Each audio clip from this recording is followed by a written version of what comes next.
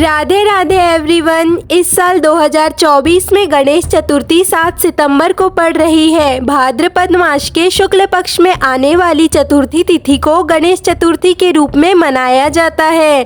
इस चतुर्थी पर गणेश जी की स्थापना और पूजा से घर में सुख समृद्धि बनी रहती है।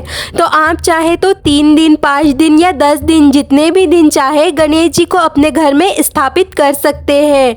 आज हम गणेश चतुर्थी के दिन गणेश जी की स्थापना और पूजा की बहुत ही सरल विधि देखेंगे। तो गणेश जी की स्थापना के लिए चौकी लगाकर उसके ऊपर लाल रंग का कपड़ा बिछा दे। फिर चावल का आसन देकर गणेश जी की नई मूर्ति को विराजमान करेंगे। साथ ही आप चाहे तो घर में जिस गणपति जी की पूजा करते हैं उन्हें भी विराजमान कर सकते हैं। तो चावल का आसन देकर गणपति जी के साथ माता रिद्धि सिद्धि को भी विराजमान कीजिए। तो यहाँ हम सुपारी के रूप में रिद्धि सिद्धि माता को विराजित करेंगे। इसके बाद हम कलश की स्थापना करेंगे। तो कलश की स्थापना के लिए तांबे या पीतल का कलश ले ले। फिर गणेश जी के पास चावल की ढेरी लगा ले, या आप चाहे तो अष्टदल कमल भी बना सकते हैं। फिर कलश को जल से भरकर चावल पर रखेंगे और कलश में हम चावल, सुपारी, हल्दी, दुर्बा और सिक्का, ये 5 चीजें डालेंगे। अगर आपके पास साबुत हल्दी नहीं है तो आप हल्दी पाउडर भी ले सकते हैं। फिर कलश पर आम के पत्ते लगाए, तो आम के 5-7 पत्ते वाले आम के पत्ते ले ले। फिर उस पर हल्दी कुमकुम से तिलक कर ले। फिर हम एक नारियल लेकर उसके ऊपर कलावा बांधेंगे और तिलक कर लेंगे। फिर नारियल का मुख सामने की तरफ करके कलश पर रख देंगे। तो इस तरह से गणेश जी की स्थापना करने के बाद हाथ जोड़कर प्रार्थना करेंगे कि हे गणपति बप्पा, आज से मैं आपको इतने दिन के लिए अपने घर में स्थापित कर रही हूँ।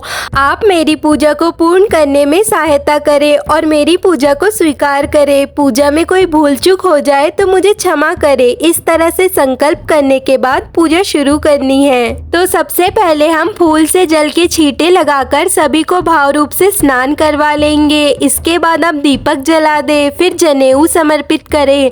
फिर वस्त्र स्वरूप कलावा भी समर्पित करना है। साथ ही रिद्धि सिद्धि माता को भी वस्त्र स्वरूप कलावा समर्पित करेंगे। फिर इत्र लगा देंगे। इसके बाद रोली और चंदन से सभी को तिलक करेंगे।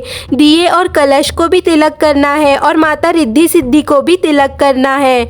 उसके बाद सभी को साबुत चावल यानी अक्षत समर्पित करेंगे। टूटे हुए चावल आपको पूजा में प्रयोग नहीं करना है।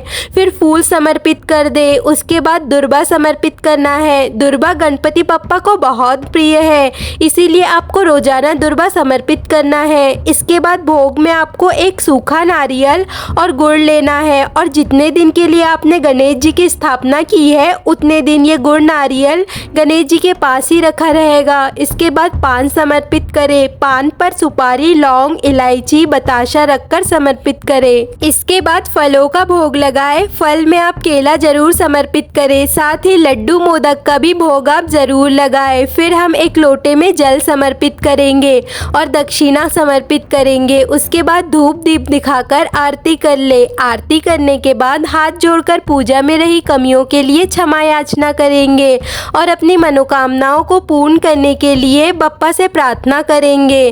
तो इस तरह से हमारी पूजा पूर्ण हो जाएगी। गणेश चतुर्थी के दिन आप सुबह गणेश जी की स्थापना कर ले और सुबह शाम दोनों टाइम गणेश जी की इसी तरह से पूजा करें। पूजा के बाद नारियल गुड़ के भोग को नहीं उठाना है। उसके अलावा सारा भोग, पान पूजा के कुछ समय बाद उठा ले और प्रसाद के रूप में सभी में बांट दे। तो इस तरह से बहुत ही सरल विधि से आप गणेश जी की स्थापना और पूजा कर सकते हैं।